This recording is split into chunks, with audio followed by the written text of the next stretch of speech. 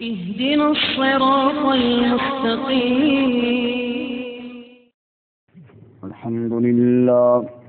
الحمد لله وكفى والصلاة والسلام على خاتم الرسل وسيد الأنبياء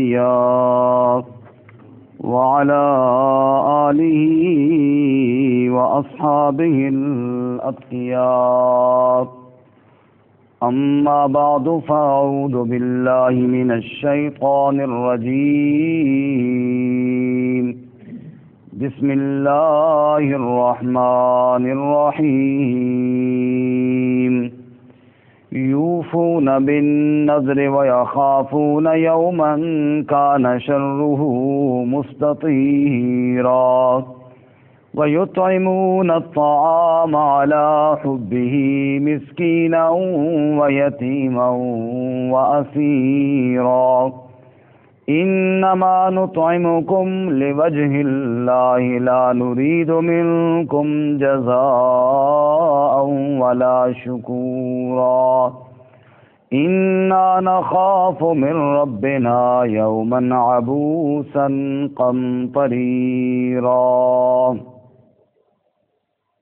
یوفون بالنذر، پورا کرتے ہیں نذروں کو، وَيَخَافُونَ يَوْمًا، اور ڈرتے ہیں اس دن سے، کان شرہ مستطیرا، جس کی تکلیف بڑی پھیلی ہوئی ہے. وَيُطْعِمُونَ الطَّعَامَ عَلَى حُبِّهِ، اور کھلاتے ہیں کھانا اس کی محبت پر، مسکینا ویتیما واسیرا، مسکینوں اور یتیموں اور قیدیوں کو. انما نطعمکم لوجہ اللہ، بے شک ہم کھلاتے ہیں تمہیں اللہ کی رضا کے لیے. لا نرید منکم جزاء ولا شکورا، ہم نہیں ارادہ رکھتے تم سے کسی بدلے کا اور نہ شکر گزاری کا. انا نخاف من ربنا، بے شک ہم ڈرتے ہیں اپنے رب سے، یومن عبوسا قمطریرا، اس دن سے جو بہت سخت اداسی والا ہوگا. سبحان ربک رب العزت عما یصفون وسلام علی المرسلین والحمد للہ رب العالمین. اللهم صل على محمد وعلى آل محمد كما صليت على إبراهيم وعلى آل إبراهيم إنك حميد مجيد. اللهم بارك على محمد وعلى آل محمد كما باركت على إبراهيم وعلى آل إبراهيم إنك حميد مجيد. معزز سامعین، سورۃ الدہر آیت نمبر 7 سے لے کر 10 تک آپ کے سامنے تلاوت کی ہیں. اللہ رب العزت ان کے مطابق صحیح بیان کی توفیق عطا فرمائے اور ہمیں قرآن و سنت پر عمل کرنے کی توفیق عطا فرمائے. گزشتہ سبق میں آپ حضرات نے سنا کہ شکر گزاروں کا انجام کیا ہوگا اور ناشکروں کا انجام کیا ہوگا. فرمایا جس نے انکار کیا اور ناشکری کی اس کے لیے زنجیریں اور طوق اور بھڑکتی ہوئی آگ ہے، اور جو نیک لوگ ہیں ان کے لیے ایک ایسا شربت ہوگا جس کے ذائقے کافور کے ہوں گے.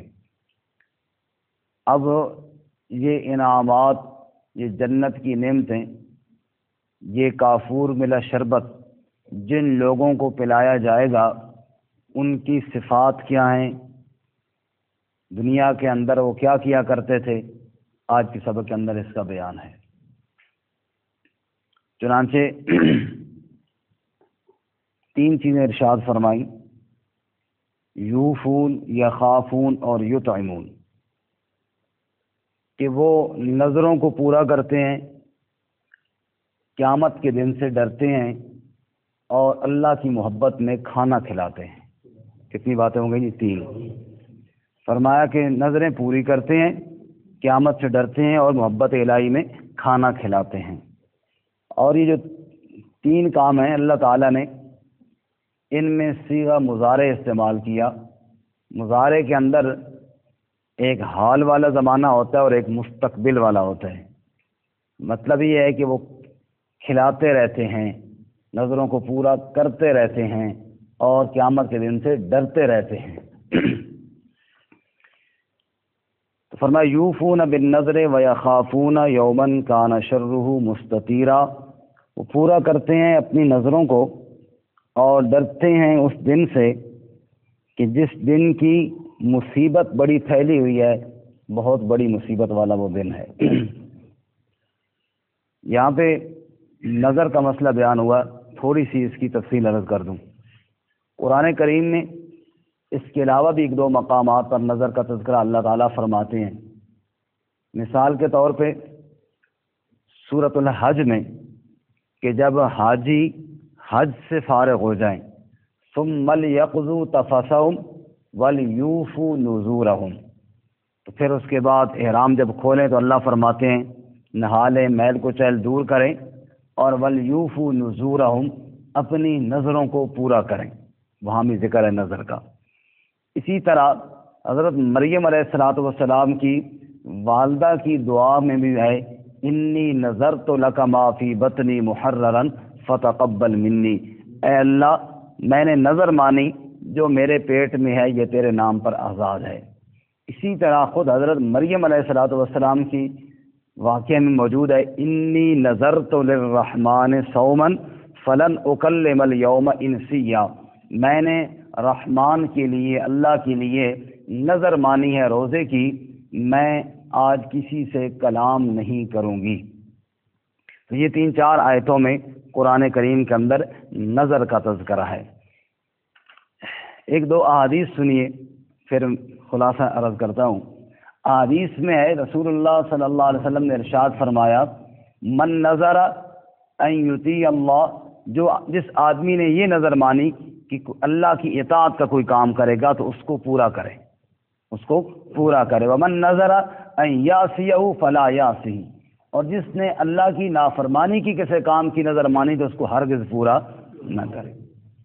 تو اس سے معلوم ہوا کہ نظر وہ جائز ہے جس میں اطاعت اور عبادت یا فرما برداری کا کوئی کام ہو، نافرمانی کا کوئی کام جائز نہیں ہے۔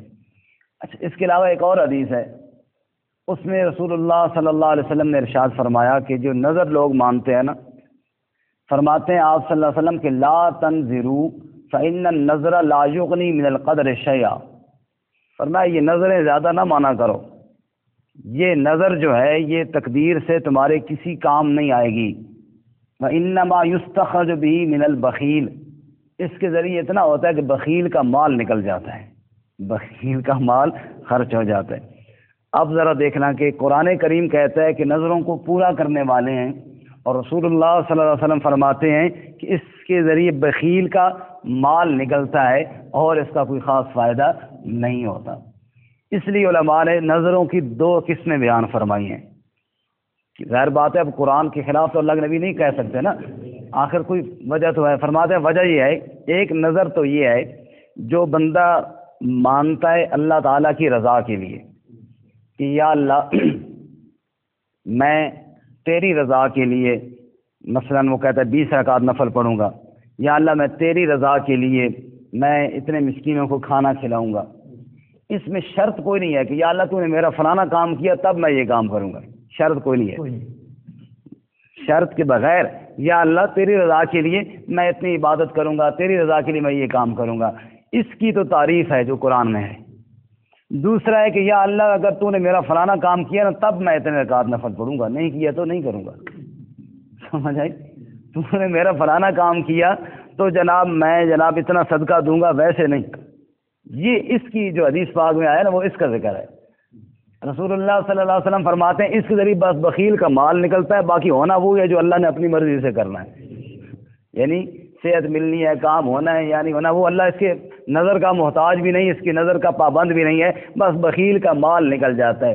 اور آپ نے ارشاد فرمایا رسول اللہ صلی اللہ علیہ وسلم نے کہ جو آدمی شرطیں لگاتا ہے نا کہ یا اللہ میرا یہ کام کرے گا تب میں، تو فرمایا ایک مصیبت سے نکلتا ہے دوسری میں پھنس جاتا ہے، پھر اس کے لیے شرط لگاتا ہے، پھر اس میں سے نکلتا ہے تیسری میں پھنستا ہے. تو اللہ کے نام پہ بغیر شرط کے صدقہ دینا چاہیے, شرطیں لگا کے نہیں دینا چاہیے. ہاں شرط کسی نے لگائی تو پورا کرنا لازم ہے اس کا بھی, یہ نہیں کہ وہ لازم نہیں, پورا کرنا لازم ہے اس کا بھی, لیکن یہ کوئی اچھا کام نہیں. اس لیے اللہ کے نبی صلی اللہ علیہ وسلم فرماتے ہیں کہ اس سے بخیل کا مال نکلتا ہے, باقی تقدیر الہی کو نہیں ٹال سکتی. کام وہی ہوگا جو اللہ تعالیٰ چاہیں گے. تو شرط کا پورا کرنا یہ لازم ہے, چاہے وہ شرط اس طرح لگاتا ہے, نظر کا شرط, دوسرے لفظ نظر اس کو کہتے ہیں, نظر کا پورا کرنا لازم ہے, چاہے وہ بغیر شرط کے لگائے یا شرط والی لگائے. مثال کے طور پہ یوں بندہ کہے یا اللہ میں تیری رضا کے لیے 20 رکعت نفل پڑھوں گا, تو اس کو پھر پورا کرنا لازم ہے, کیونکہ اس نے اپنے اوپر لازم کر لیا نا, اللہ تعالیٰ کے ساتھ وعدہ کر لیا. یا اسی طرح کہتا ہے یا اللہ میرا بیمار ٹھیک ہو گیا, یا میں ٹھیک ہو گیا, یا میرا کوئی اور فلانا کام ہو گیا تو میں 20 رکعت نفل پڑھوں گا. تو اب اس نے اپنے اوپر لازم کیا ہے, اس کو پورا کرنا واجب ہے. پورا کرنا کیا ہے؟ واجب ہے اور لازم ہے. علماء نے, مفسرین نے شرطیں کچھ لکھی ہیں, کچھ نظر ماننے والے کے لیے اور کچھ وہ نظر کا کام جو مان رہا ہے اس کے لیے.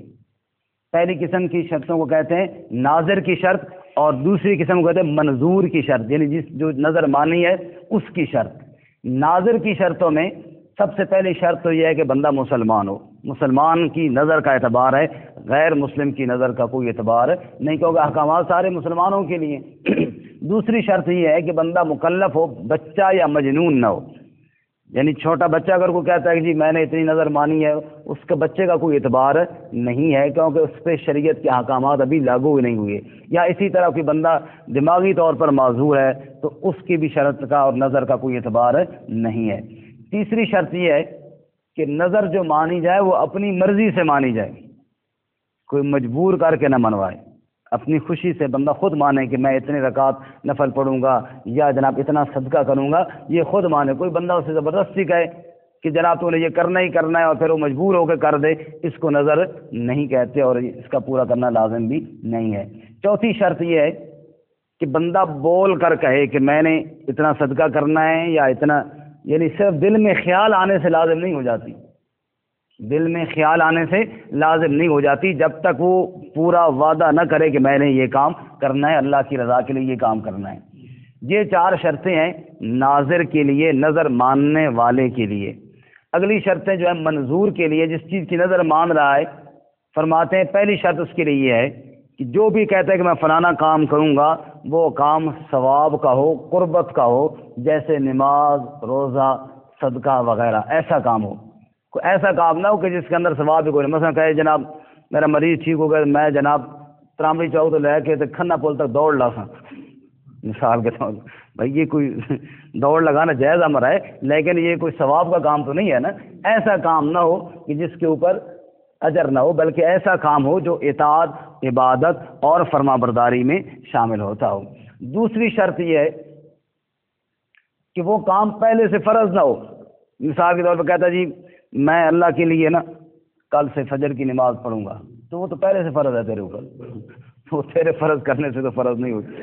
ہم ادھر خوشاب میں پڑھتے تھے تو یہ چھوٹے جو الیکشن ہوتے ہیں نا مقامی بلدیاتی الیکشن, ایک حاجی صاحب تھے, ان کا بیٹا اس میں کھڑا ہوا تھا, تو اس وقت ذرا جلدی رزلٹ آ جاتا تھا, عصر کے ٹائم عموماً آ جاتا تھا. تو مغرب کی نماز میں بالکل تھوڑا سا ٹائم رہتا ہے, تھوڑا سا سورج رہتا ہے, تو حاجی صاحب ان کا بیٹا الیکشن میں کھڑا تھا بلدیاتی اور جیت گیا. تو ہم بھی ادھر مسجد میں بیٹھے تھے, تو وہ آئے نماز کے لیے, تو ہمارے استاد جی تشریف فرما تھے. استاد جی کا مبارک دی, بھائی مبارک ہو بیٹا آپ کا جیت گیا ہے. کہتا جی بس بیٹا جیت گیا, تو میں نے کہا چلو شکرانے کے لیے عصر کی نماز پڑھوں. استاد جی کا حاجی صاحب ایک گل غلط ہے, باقی گل تھوڑی ٹھیک ہے, تسی توبہ کرو کہ تسی نماز لیٹ کر چھوڑی, یہ الٹا شکرانے سے یہ فرض نماز کھاتے جا رہے ہو. یہ بات کیا ہے, یہ شکرانے کے لیے آپ الگ سے کوئی عبادت کریں. یہ جو اللہ نے فرض کی ہے اس کو بھی آپ نے گھنٹہ پورا لیٹ کر دی ہے اور کہہ رہے ہیں کہ یہ میں شکرانے, یہ والے شکرانے کے لیے, شکرانے کے لیے آپ کو اور عبادت کرنی چاہیے اور جہاں نوافل پڑھنے چاہیے, صدقہ خیرات کرنا چاہیے. جو پہلے سے اللہ تعالیٰ نے آپ کے اوپر فرض کیا ہے اس کو آپ بلدیاتی الیکشن کے اوپر تو نہ فٹ کریں. بات سمجھ آئی؟ تو جو چیز پہلے سے فرض ہو نظر مان کر اس کو دوبارہ لازم نہیں کیا جا سکتا، یہ بھی منظور کی شرطوں میں سے شرط ہے۔ تیسری شرط یہ ہے کہ جو کام بندہ نظر مان رہا ہے وہ عبادت مقصودہ ہو، غیر مقصودہ نہ ہو۔ مثال کے طور پہ وضو اور غسل جو ہیں یہ بھی ثواب کے کام ہیں، لیکن مقصود نہیں ہے، مقصود نماز ہے۔ مقصود کیا ہے؟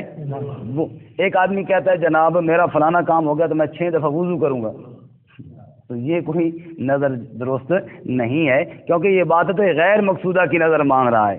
اس نے یہ نظر ماننی ہے کہ میں 6 رکعت نفل پڑھوں گا، یہ تو درست ہے۔ جب نفل کی نیت مانے گا تو وضو تو خواہ مخواہ اس میں آ جائے گا نا، کیونکہ بغیر وضو کے تو نفل ہوں گے نہیں، بغیر غسل کے تو ہوں گے نہیں، لیکن وہ صرف وہاں تک عبادت غیر مقصودہ کی وہ نظر مانتا ہے تو یہ درست نہیں ہے۔ اور آخری چوتھی شرط یہ ہے کہ وہ ایسی عبادت کی نظر مانے جو عبادت ممکن ہو۔ مثال کے طور پہ کہتا ہے کہ میرا فلانا کام ہو گیا تو میں عید والے دن روزہ رکھوں گا، تو یہ درست ہی نہیں ہے، شرعاً جائز ہی نہیں ہے۔ یا کہتا ہے جی میں رات کو 6 روزے رکھوں گا جی، تو رات کو روزہ تو ہوتا کوئی نہیں ہے۔ تو یا کہتا ہے جناب میں عصر کے بعد نفل پڑھوں گا، جس ٹائم شریعت نے منع کیا ہوا کہ نہ پڑھو۔ تو ایسے کام جہاں جو ممکن ہی نہیں ہے شرعاً، ان کی نظر اپنے اوپر ماننے سے، لازم کرنے سے وہ پورے کرنا لازم نہیں ہے۔ تو 4 شرطیں نظر ماننے والے کے لیے ہو گئی اور 4 شرطیں منظور کی۔ اب کچھ چونکہ نظر کا ذکر قرآن کریم میں بہت کم ہے اس لیے تھوڑی تفصیل عرض کر رہا ہوں۔ اقسام نظر، نظر کی کچھ قسمیں بھی ہیں، ان میں سے پہلی ہے اطاعت کی نظر، اللہ کی عبادت، اللہ کی فرما برداری کی نظر ماننا۔ اور اس میں میں نے پہلے 2 قسمیں عرض کر دی ہیں، ایک شرط لگا کر اور ایک بغیر شرط کے۔ بغیر شرط کے بڑی اچھی ہے، اللہ اس کی تعریف کرتے ہیں اور جنتی بندوں کی صفات میں سے بیان کرتے ہیں، تو اس لیے بغیر شرط کے ہی کرنی چاہیے۔ شرط والی میں نے عرض کر دیا کہ جناب درست ہے، وہ بھی پورا کرنا لازم ہے وہ بھی، لیکن کوئی اچھا عمل نہیں ہے۔ رسول اللہ صلی اللہ علیہ وسلم فرماتے ہیں سوائے اس کے کہ بخیل کا مال نکلتا ہے اور اس کا کوئی خاص فائدہ نہیں ہے۔ تو یہ کیا ہے؟ شرط مطلق عبادت کی ہو گئی، معلق ہو گئی۔ تیسری ہے شرط معصیت کی، گناہ کی شرط، گناہ کی نظر۔ کہتا ہے کہ میرا فلانا کام ہو گیا نعوذ باللہ تو میں خوشی میں شراب پیوں گا، جیسے بعض لوگ کرتے ہیں نا۔ میں مثلا یہ الیکشن ہی کی بات کر لوں، دوستوں کے ساتھ جس دن الیکشن جیت گیا نا جی اس دن پھر پارٹی ہوتی اور پارٹی پھر چلتی سب کچھ، نعوذ باللہ من ذالک۔ ایسے وعدے کو پورا نہ کرنا لازم ہے، ایسے وعدے کو پورا نہ کرنا لازم ہے۔ اس کو جو معصیت اور گناہ کی نظر ہے، گناہ کا وعدہ ہے، اس سے بچنا اور اس سے اپنے آپ کو بچانا یہ کیا ہے؟ لازم ہے۔ تیسری قسم یہ ہے کہ جائز کام کی نظر ماننا، جیسے کہ بندہ کہتا ہے کہ جناب مثلا میں الیکشن ہی جیت گیا تو پھر پارٹی ہوگی، یعنی سیر و تفریح کے لیے جائیں گے، تو اس کو پورا کرنا بھی جائز ہے۔ جو جائز کام ہے اس کو پورا کرنا جائز ہے، اور اگر اس کو پورا نہ کرے گا تو اس نے وعدہ تو کیا ہوا ہے تو وعدہ خلافی کا گناہ اس کو ہوگا، وعدہ خلافی کا گناہ ہوگا۔ اور اگر ساتھ اللہ کی قسم بھی کھائی تھی پھر قسم کا کفارہ دینا پڑے گا، پھر قسم کا کفارہ دینا، کیونکہ جائز عمل تھا۔ ویسے کوئی ممانعت نہیں ہے، کوئی کر لیں تو اس کے اندر گناہ کوئی نہیں۔ جو کام جائز ہے شرعی طور پہ ان کو پورا کرنے میں کوئی حرج بھی نہیں۔ اور آخری قسم کہ نظر مکروہ کسی کام کی، نامناسب کام کی، جائز تو ہے لیکن مناسب نہیں ہے، جس میں فضول خرچی ہو، جس میں وقت کا ضیاع ہو۔ رسول اللہ صلی اللہ علیہ وسلم نے اس کے بارے میں ارشاد فرمایا اذا حلف احدکم علی الیمین فرأى خیرا منها فلیکفرها ولیأت الذی هو خیر۔ ایک آدمی نے نظر مانی، قسم اٹھائی کہ میں فلانا کام کروں گا، لیکن وہ فلانا کام بعد میں سمجھا کہ اتنا بہتر نہیں تھا، تو فرمایا کہ چاہیے کہ اس کو نہ کرے اور وہ جو قسم اٹھائی ہے اس کا کفارہ دے دے، قسم کا کفارہ دے دے اور فضول کام نہ کرے۔ قسم کا کفارہ ہم پڑھ چکے ہیں 7ویں پارے میں۔ قسم کا کفارہ غلام آزاد کرنا ہے، 10 مسکینوں کو کھانا کھلانا یا 10 مسکینوں کو کپڑے دینے، اور اس بندے کے پاس اتنے پیسے نہ ہوں وہ 3 دن کے روزے رکھ لے، یہ قسم کا کفارہ ہے۔ باہر کا نظر کو پورا کرنا یہ اہل جنت کی صفات میں سے ہے جو اللہ تعالیٰ یہاں پر بیان کرتے ہیں۔ اور اس سارے خلاصے کا گفتگو کا خلاصہ یہ ہوا کہ نظر بغیر شرط کے ماننی یہی افضل ہے، اور اسی کو کی اللہ تعالیٰ یہاں پر تعریف فرماتے ہیں۔ کیا فرما رہے ہیں جی؟ یوفون بالنظر، وہ جنت کی نعمتیں کس کو ملیں گی؟ جو نظر کو پورا کرنے والے ہیں۔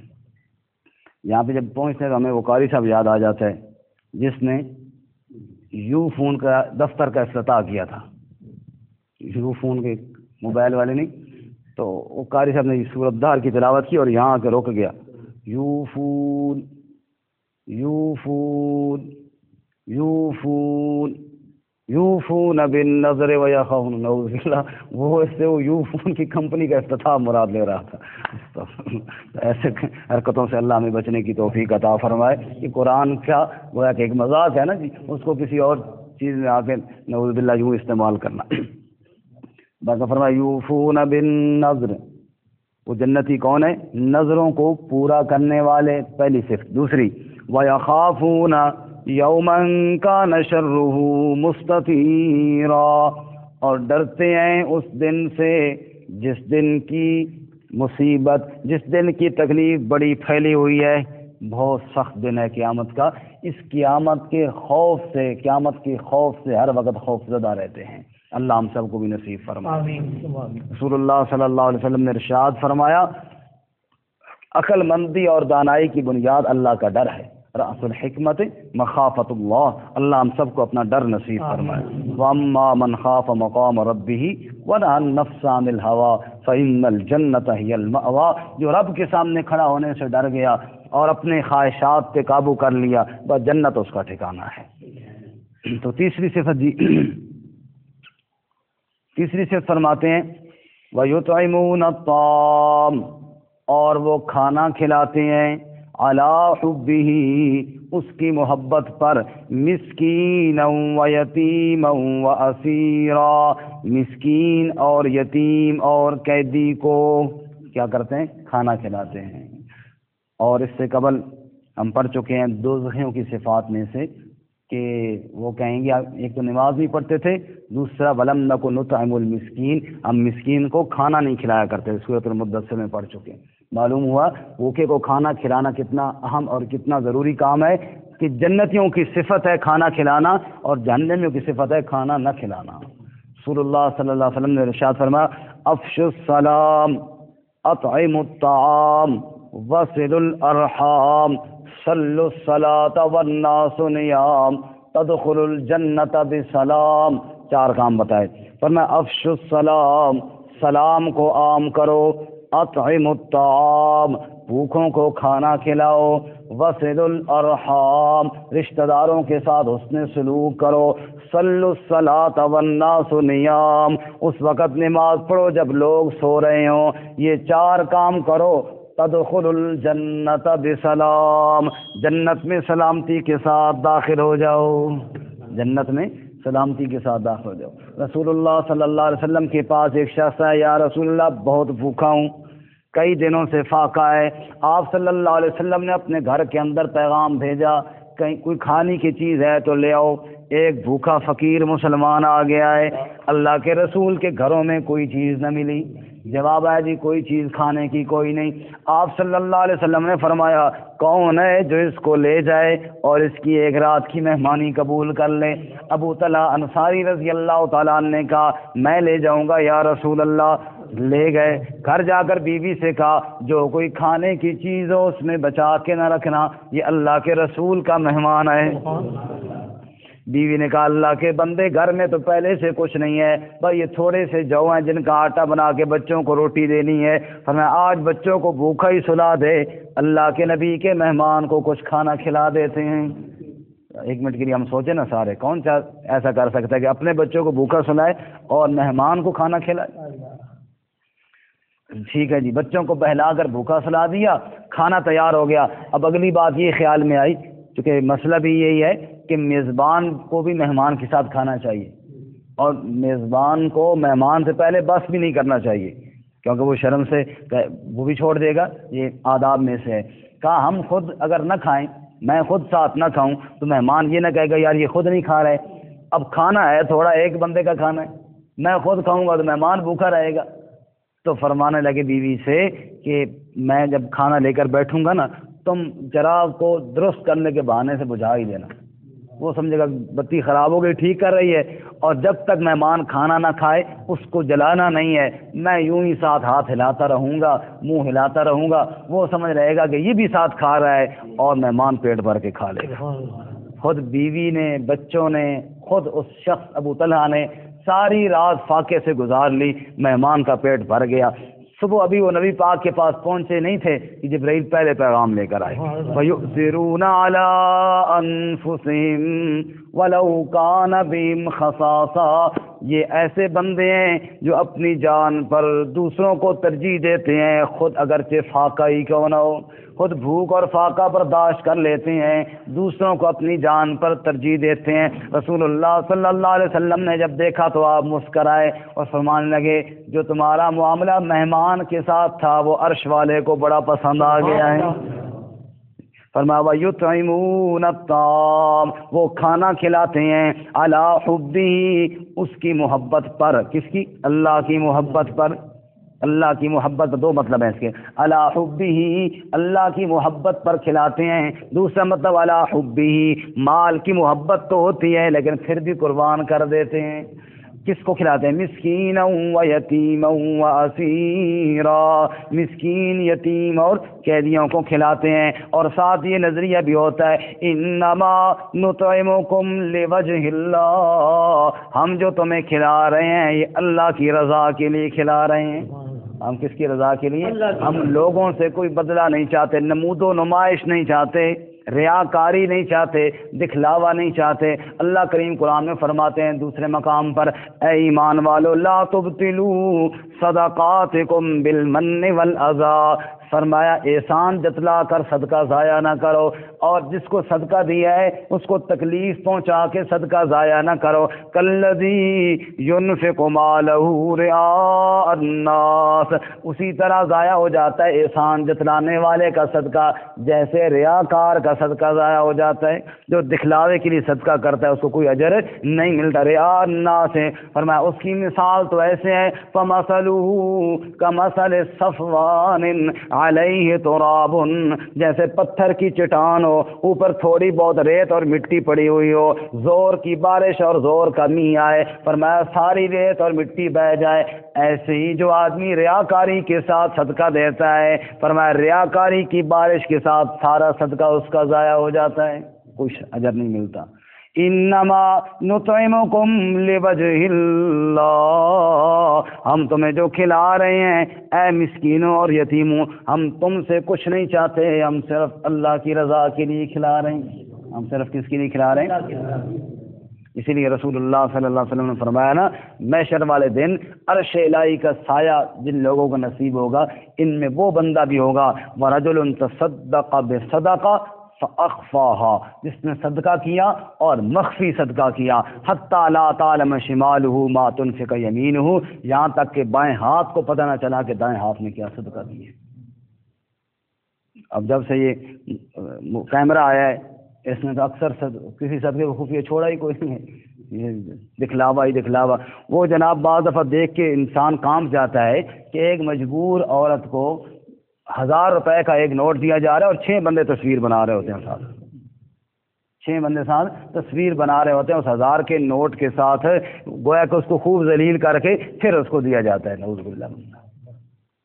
تو فرمایا کہ نہ ایسا نہیں کرنا، ریاکاری کے ساتھ نہیں، دکھلاوے کے ساتھ نہیں۔ اس دن وہ ایک ویڈیو کلپ میں دیکھ رہا تھا کہ ایک بندہ وہ جاتا ہے، دوپہر کا وقت ہے گرمی کے لیے، وہ لوگ ایک بوڑھے سے بزرگ کو دیکھتا ہے کہ آپ کیا کر رہے ہو؟ جی میں جیسے چھوٹی موٹی چیز جرابیں اور یہ دستانے اور یہ نعرے وہ بیچ رہے ہوتے ہیں، تو ان کے پاس تو دن میں کتنا کما لیتے وہ بتاتے ہیں جی اتنا کما لیتا ہوں، تو یہ سارے کتنے کے ہیں جی، سارے اتنے کے ہیں جی، وہ دے کے سارے خرید لیتا ہے اور پھر وہ سارا ان کو واپس بھی کر دیتا ہے۔ بڑا اچھا عمل ہے، لیکن ساتھ ساتھ وہ کیمرہ چل رہا ہے ساتھ ساتھ۔